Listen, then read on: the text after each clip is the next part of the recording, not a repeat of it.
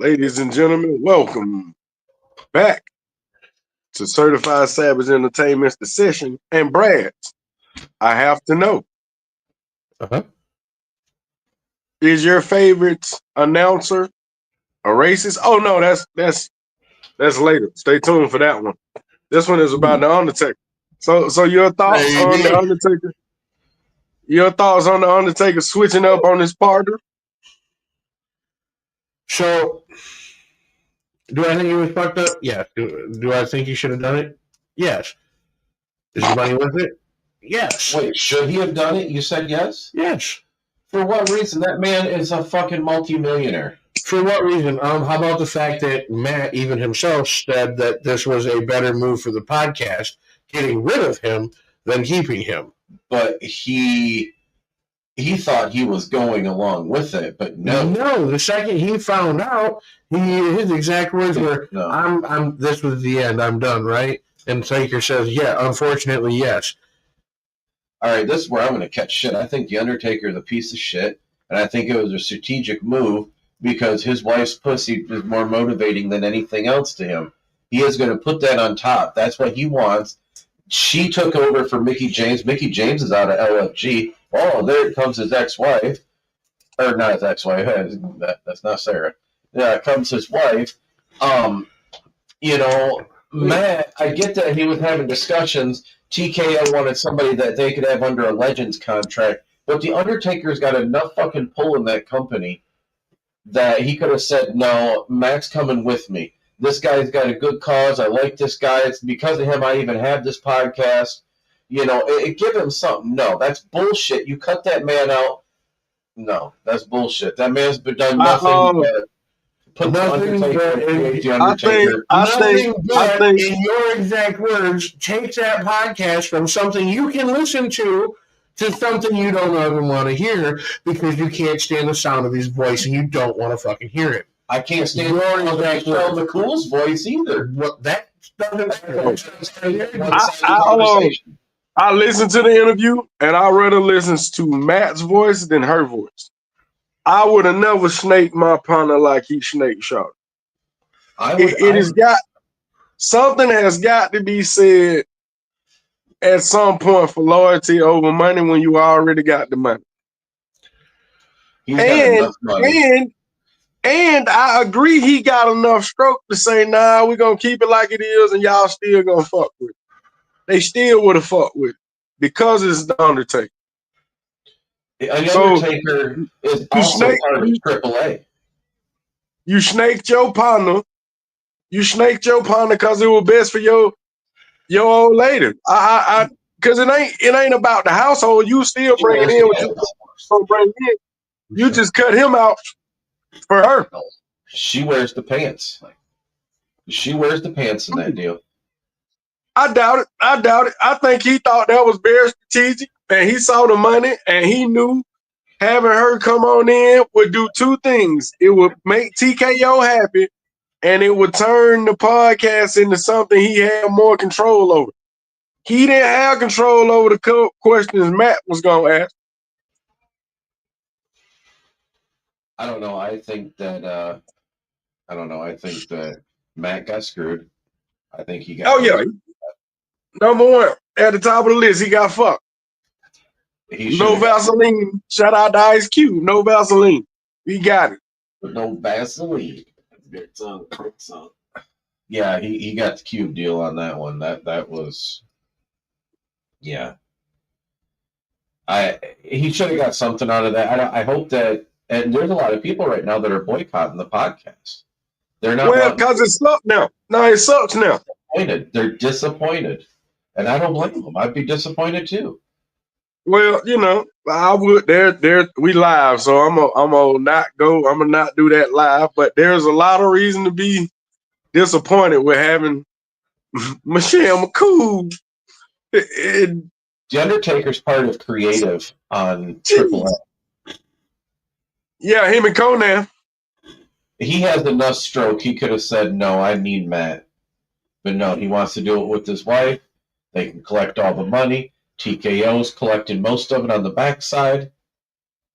And it just kind of, unfortunately for me, it kind of sours my take on TKO and the Undertaker. You Well, my know, take on TKO was always they about the money. And but my they, take on Undertaker has always been he's the WWE's logo. He's their mascot. He's the company man. He's their Sting. So if anybody's gonna do the job for the brand, it's Mark Calloway. I mean, tell me I'm wrong. no, you're definitely right. I mean, you are definitely right. For all the shit we give Tony Khan, I'm gonna give Tony Khan props for this. He took his father's money and he turned that money, regardless of what we think of AEW, it is a multi-million-dollar brand. It is. He Unfortunately. bought Ring of Honor, and Ring of Honor is a multi-million-dollar brand. He's making at least 1.2 a month off subscriptions for Ring of Honor. That's $1 million brand. And the history of the library. So say what you want to say about Tony. He's a little unorthodox, but he knows how to make money and he knows fan value with pricing. TKO has said, fuck the fan value. You can either afford it or you can't. And that sorted it out for me right there. You know what I mean? A live event, man, where a seat used to be $100, $150, now it's $350, $400. I'm not paying that shit for 5 matches and 2 promos, and 3 of them 5 matches gonna be girls' matches. Yeah, that's very true. Oh, so did you guys see Bailey backstage taking pictures with Chris Statlander? No. Oh, okay. Yeah, they got a picture on the internet with Chris Statlander holding Bailey like they best friends. You think TKO happy with that shit? Or you think Tony Khan, or do you think Tony Khan is happy with that shit?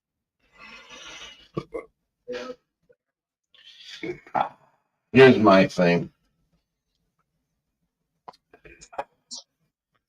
Bailey, She's a viper. she's not. I don't see her going to anything like AEW. I don't think she would do that. You're getting close to the Did you end. see? Close to Did the you end. see Sasha? Did you see Sasha Banks quitting She's and 30. leaving? She ain't that old. She's been. I mean, I know she's been in it for a minute, but she ain't that old. Okay. I just don't see her going to AEW. There's nothing that she could do in AEW. She can make a shit ton of money. Remember, we had this discussion before, and I told you. Every wrestler, female or male, if you're in your prime and in the sound of my voice, call about 5 to 6 years to give to Tony Khan, because he's going to drive your numbers up.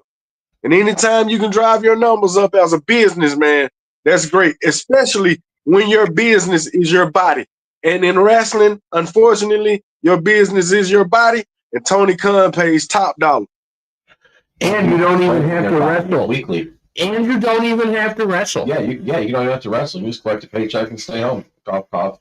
At the fucking but see, when you say that, when you say and you don't have to wrestle, you're trying to sell a wrestler on not wrestling and getting a check. That's not what they want. That's like telling me I get the job I want at Warner Brothers Discovery, but I don't get to make shows. I just get to make their money. No, I want to make the shows, bro. I want the money gonna come. I want to do the work. I want to do the work too, but these younger generations. No offense for anybody that's in the younger generation category, but the younger generations want to sit at home and collect a paycheck. These ones in their, well, Brad, we are both almost 10 years older than you, and to us, you are in that generation. He talking No, about you. do not put me in that fucking bullshit. But I will swear up on this shit. There's a lot of younger folks. My children know what I'm talking about. That want to, and I know one of them is listening. Damn. Yeah, I'll call them out how I got to see it. But some want to, some want to collect a pay. I mean, I want to collect a paycheck too, but I mean, I don't know. It was different. Okay. You guys heard me say this numerous times. As a creator, as somebody who has fun creating, and has been told recently that my early works is something worth creating. I feel like AEW would be the best place to work if I'm allowed to if you create want to those work stories. for WCW 2000. With that roster though, if WCW told me, hold on, if WCW, if they brought me in 2000 and they told me you gonna have carte blanche, I would need one thing from them. I would tell them, before you sell the company, give me 5 years, I'll get you that money back. Because they had a hell of a roster. I'm gonna say something about somebody who I don't even like, but at the time, sometimes a gimmick is just awesome. And sometimes again, a gimmick fit a guy perfectly. The franchise Shane Douglas, that gimmick fit him perfectly. Letting him have that over the top, almost Ric Flair entitled personality fit him perfect. WCW had a group of guys in the early 2000s. Chris Benoit, before the steroids, I think, was still there. They had just put the belt on him. I think he left in 2000. I would have loved to work there if you telling me I got a chance to work with a early AJ Styles. Yeah, oh yeah, I'm in there. Sting, Goldberg, Booker T. Oh yeah, I'll take that job. Just give me 5 years to get the company back right. But I'll take that job. And I'll take the creative job at AEW if you give me the 5 years to get the company right, creatively speaking. Seeing how we were talking about gimmicks, and this is how I segue into our next subject. What about gimmicks in commentating? You like how I did that? Brad. Yeah, Brad. What if I told you your favorite announcer was a racist? What would you tell me? Surprising. It's not surprising. Not surprising, considering we've talked about it on this podcast itself multiple times about the racism about with the good old boys and the Ravens company. The whole business itself is a more racist business. So not surprised at all. But what if it wasn't a racist comment and it was just a oh no, that shit with Devon was racist. You can't. But was it racist, or was it just simply saying, "Hey, people aren't paying to see people of your color"? You know what I mean? Okay. Let me ask you this. Like, hey, people hold don't on. want to. Hold on. Let me ask you this. Taken out of context, but again, that's how it's in that same company. Would you have dared to say that to a man like Ron Simmons or Mark Henry? Would you have dared to say that to them? If I wasn't racist, I don't think it. No. I was just being honest, and they said, "Hey, why am I not being utilized more? Why am I not getting paid more? Why am I not being spotlighted more?" And I simply said, because, well, unfortunately, the crowds, every time we book, a Mexican or a black person, But Ron Simmons is gonna have a rebuttal. I was drawing hundreds of thousands of people versus Vader and Ric Flair, and that what made you want me. So I would say it's not a black thing more so than a person thing. I think Booker T is a hell of a world champion, and y'all know how I feel about Book, you know what I mean? But Book is a hell of a world champion. Warren Simmons was a hell of a world champion. Mark Henry. Mark Henry, another one. The world's strongest man. Bobby Lashley. The list Swerve. I love the fact that Swerve is gonna be AEW Booker T. That's something I'm gonna give Tony Khan. He does know how to book his black professionals better than the WWE. Yeah, but he ain't booking them. He's just repeating history. So who yeah, and I want to do it the right way. Cause see, look, okay. The first thing you do, right? That was in the 90s.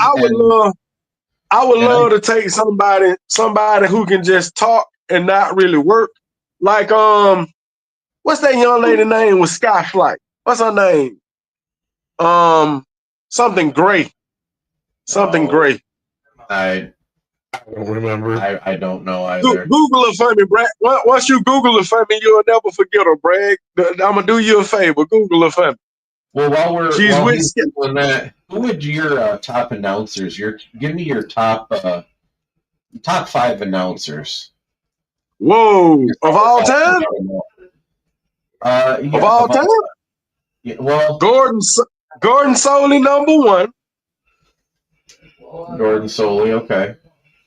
All right, so I'm gonna shock everybody, right? I'm a WCW kid. I grew up on WCW. You're gonna go Bischoff? I'm going Tony Schiavone over Jim Ross. Jim Ross is number 3. Tony Schiavone is number 2. I have to because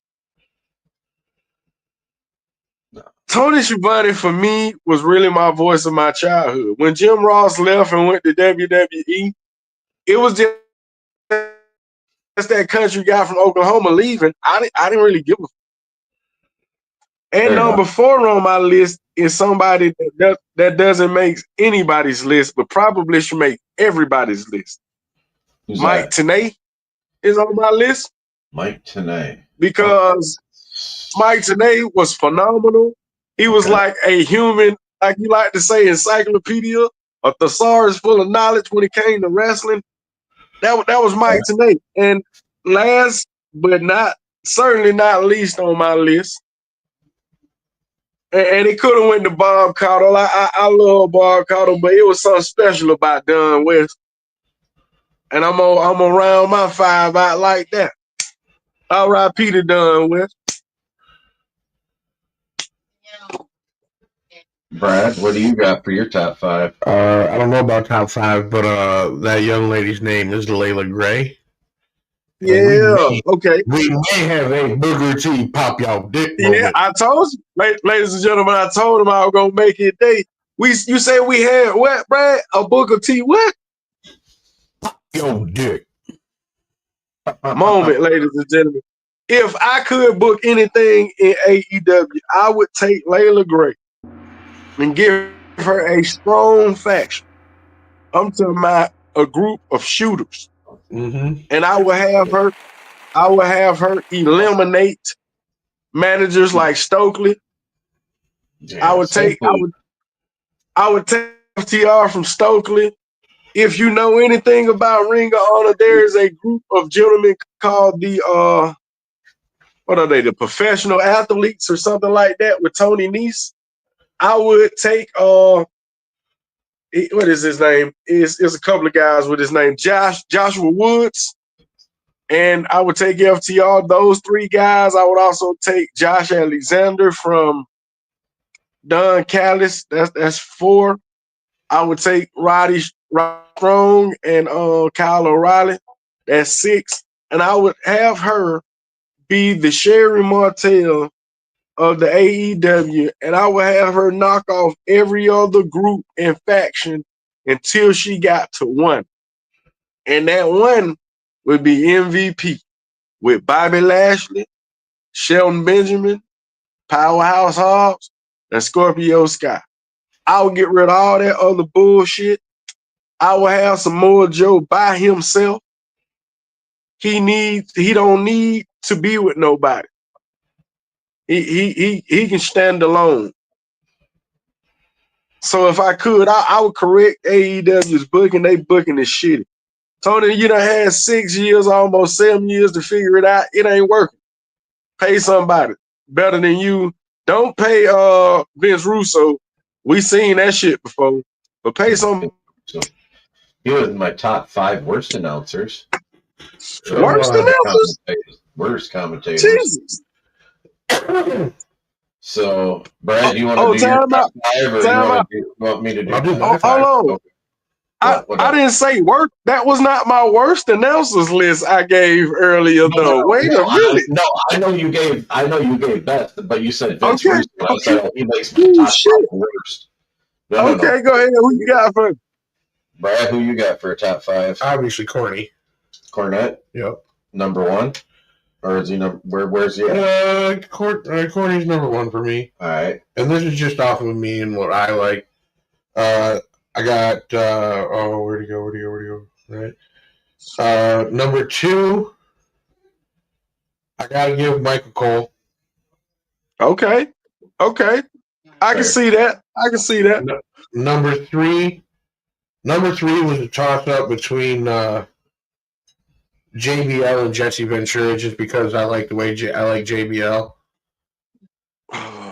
Jesse was better than JBL. That's my 3, 4, JBL and Jesse, and then my 5.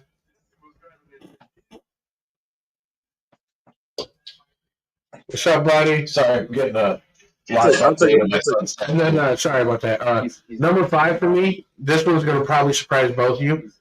I was a huge Coachman fan. Jonathan Coachman? I was a Coachman fan, dude. I love Jonathan Coachman. Hey, he made me laugh. I don't know why, but he could have been the fuck out of me. He could have been one of him and a guy named Mike Otunga. You remember Otunga? Yeah. I felt like those two guys could have been great managers. And then for very different reasons. I thought those two men would be great managers. My honorable mention is this right here. Joey fucking Styles. I was gonna ask about Joey Styles, ECW, but I knew you were gonna bring him up. I thought he was gonna make your list. No, he's my honorable mention. All right, so I figured I'd be honest. You want to hear my list? No. Yeah, run it up. Just playing, bro. What you got? Number 1 for me is kind of a controversial one for a lot of folks, but Vince McMahon was a hell of an announcer. No, he was. Vince McMahon, I'm going to put his number 1. He was not a hell of an announcer, but I'm going to let you have that. Go ahead. For me, I was listening. He was different. He was different. Yeah, he was different. Because he didn't know what the fuck was going on. And it was perfect because I didn't either when I first started watching wrestling. So it was like I was learning along with them. It was great. My number 2 would be somebody that I've met a few times in person, and most recently got his comic book autographed. I know who it is. Yep. Thanks to Brad. 3 for me would be Joey Styles. Who? Joey Styles number 3 because he's a one-man announcer. I'm sorry, who was number 2? Jerry Lawler, the King Lawler. Oh, Jerry the King Lawler, yeah. Sure. Number 3 for me is Joey Styles. That was a one-man announce team. And he was by himself. Yeah, a hell of an announcer. Jesse Ventura would be number 4. Okay. Number 5 is going to be Gorilla Monsoon. Okay. Number 6, honorable mention comes in, is going to be Don West. Since y'all gave an honorable mention. Since y'all gave my home shopping network, man. I love Don West. Yep. Love them. With the cards and shit. Yeah. Hell yeah, man. So since y'all gave an honorable mention, I'm gonna give an honorable mention. Yeah, bring it on. I'm gonna ask you. I was reading my corny friends and Thank you. Heroes and Friends. I'm sorry. And my honorable mention is Bobby the Brain Heenan. Oh, Anything Bobby did, he did phenomenal. And yes. announcing was phenomenal. I So put him in a better. I like him. I liked him more. I think as a manager. I think that's where he got the weasel gimmick, and I loved it. I loved every hey, could JR second of him as a manager. have been a good manager? No, no, Okay. absolutely not. No. Throwing a lot of heat now. This racist ass. It's for the same reason that Lawler really couldn't be. Even Lawler and his, status as a wrestler and everything, he was best as an announcer. That was just perfect at that stage of the game and that Heart attacks. until he had dude, I remember watching that or listening even to that live on air when he had his heart attack. That was some fucked up shit. Yeah. That was for real crazy. I mean, hell, I watched live on pay-per-view the Owen Hart incident. Yeah. Yeah. Oh, that was brutal. But seeing as how we are coming to the end of this session, we've almost been going for 30 minutes here live. I think that we were going to be jumping off of here, and I know we're going to be jumping into what's going on here in just, actually, I think that's already started. Saturday night's main events. We're going to be picking up with that when we come back. Any final words before we take a quick pause here to regather, regroup, and re-elevate, rehydrate? Yeah. Refill your cup. With some Dubby. Roll your blunt. Got it. Come back in 10 minutes. Hey, we'll check you then. Brad says burn them if you got them. And if Tim were here, he'd say something to check out some merch. Check out the merch at youtube.com/@Timothy the Cannabis Bear, and also check out your merch, blackmetalinkcomics.com, and be sure to check HB on his channel. Hot Box Breaks on YouTube. Until then, see you later. Peace.